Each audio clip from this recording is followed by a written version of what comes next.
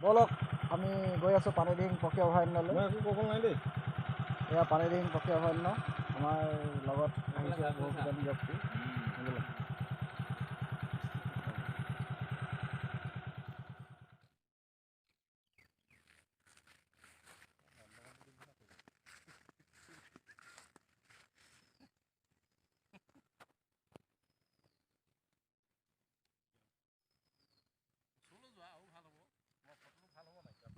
সুন্দৰ হৈছে মানে সেইটো তুমি দিব লাগিব যে এইখন পানীদিহিং পক্ষী অভয়াৰণ্য, এখন পানীদিহিং পক্ষী অভয়াৰণ্য ফাৰ্ষ্ট তুমি সেইটোকে লগাবা।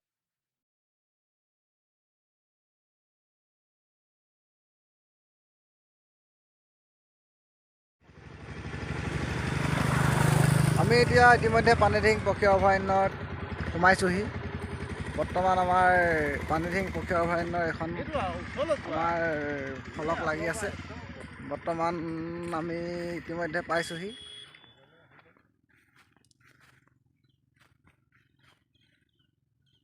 এইখনেই পানীদিহিং পক্ষী অভয়াৰণ্য।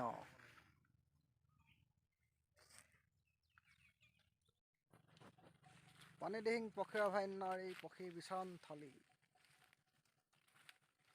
মহ চৰি আছে।